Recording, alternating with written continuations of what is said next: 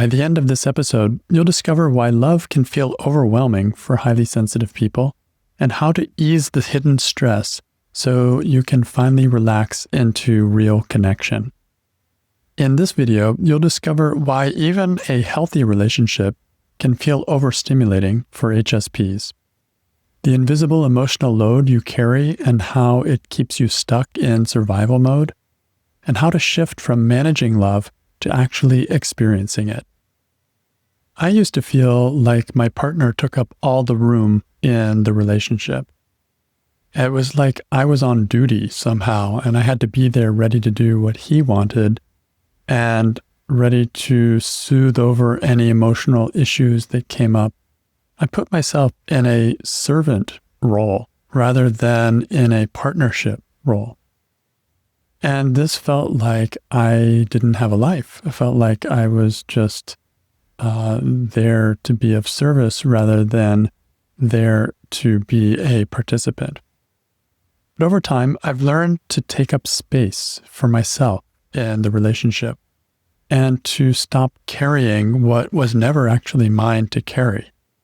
I've learned to allow my partner to wobble a bit, to have issues, to not have everything smooth and easy all the time, and it's not my job to carry it. So have you ever felt like you were always managing the relationship instead of being in the relationship? Have you ever felt like you were walking on eggshells or trying to prevent conflict? Or have you ever gotten overwhelmed by your partner's tone or their energy or their intensity, but then feel maybe guilty for reacting to it? This is what I mean by not actually allowing yourself to have space in the relationship. And it's very common for highly sensitive people. You may actually start to wonder, is this really love? Or am I just exhausted by trying to make it work?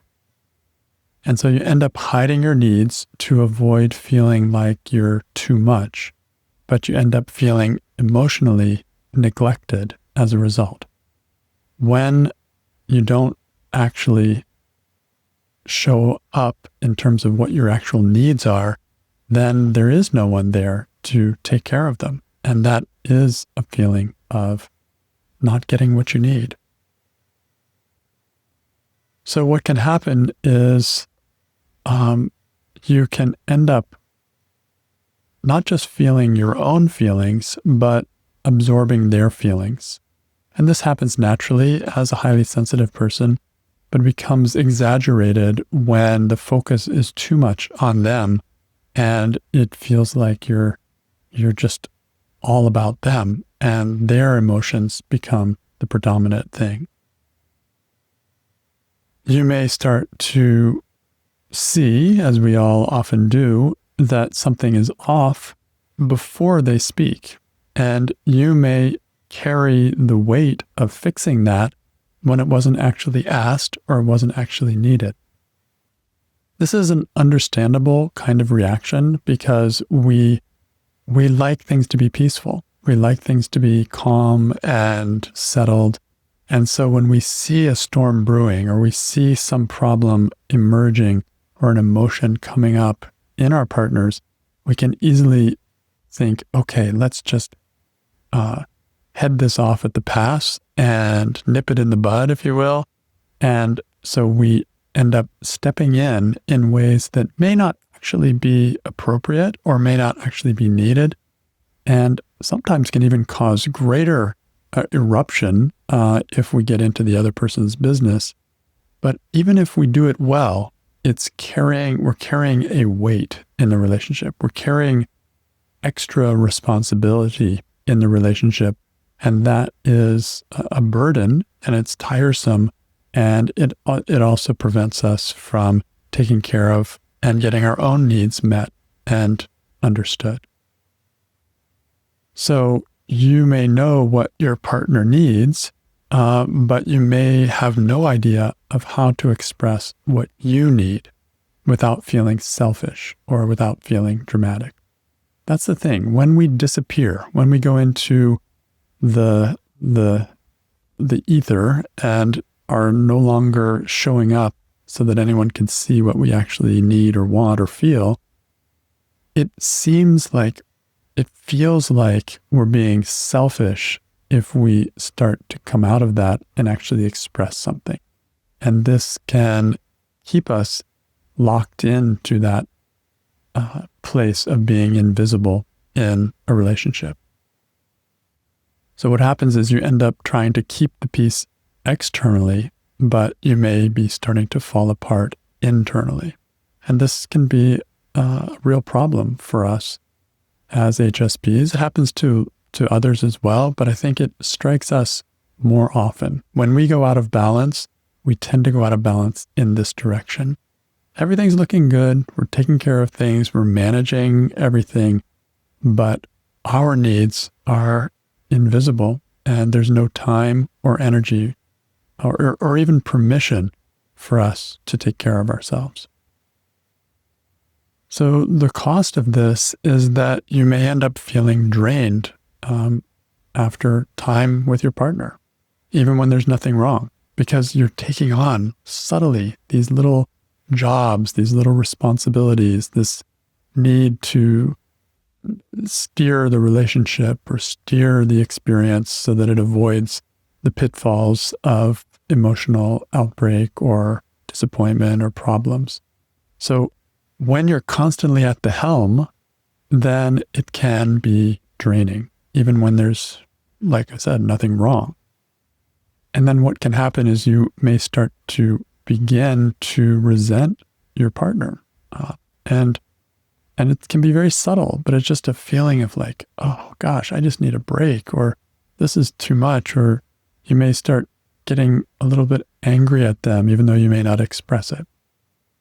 And you may start to turn it on yourself, where you start to resent yourself for taking care of the relationship too much and not taking care of yourself, but you don't know what to do about it.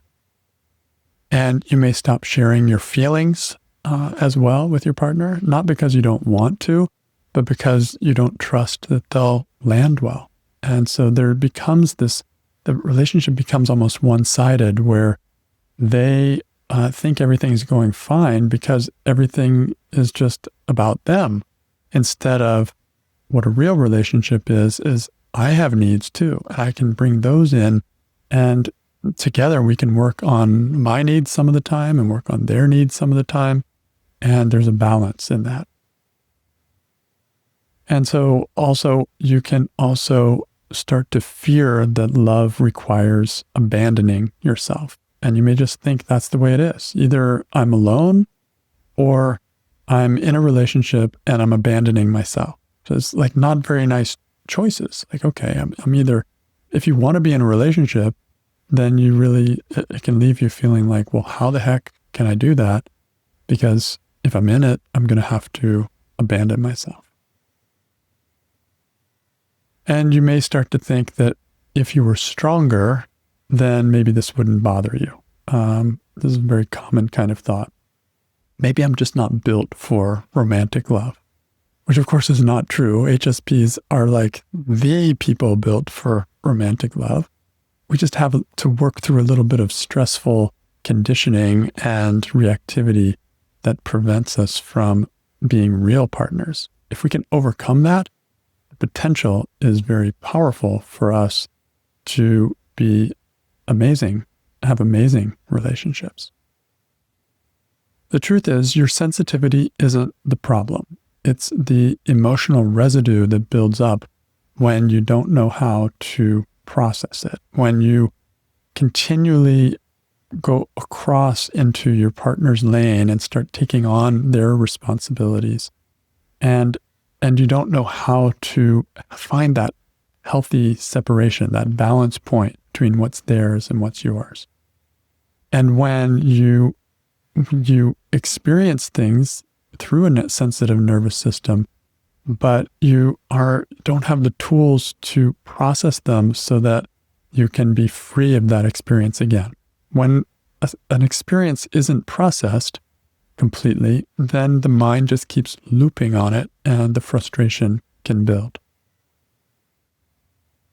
The thing is, you're not too sensitive for love. You've just been trying to love without tools to match your nervous system as a highly sensitive person. When you're sensitive, love feels like it's more. There's more. The experience is more intense. There's more of it. There's more to give, which means that the beauty is greater, but it can also mean that the overwhelm can be greater as well, unless you know how to avoid it. So loving as an HSP without the right tools is like trying to listen to a beautiful symphony with the volume turned all the way up. The music is rich, it is beautiful, but it quickly becomes overwhelming without a way to adjust the sound. You don't have to stop listening, you just need a volume dial. What if love didn't mean abandoning yourself to stay connected? What if you could stay open without taking on your partner's mood? What if being in a relationship could become less stimulating instead of more stimulating? Because you've created emotional space between their feelings and yours. So if being in love leaves you feeling overstimulated or overlooked or emotionally wiped out, and if you're tired of playing the role of peacekeeper in your relationship while no one else is keeping peace inside of you, and if you're exhausted from constantly carrying the weight of two emotional lives, that is exactly why I created the HSP Inner Freedom Program. Inside, you'll learn how to stop absorbing your partner's stress and moods. You'll learn how to express your needs without guilt. And you'll learn how to recover quickly when you feel emotionally stung or shut down or overwhelmed by anything that happens. And you'll learn how to stay connected to yourself and your partner at the same time. This isn't about fixing your partner. It's about finally tending to you. Visit trueinnerfreedom.com/program or go to the video description and click on the first link that you see there. Because love shouldn't feel like a minefield, especially not for someone who feels everything so deeply.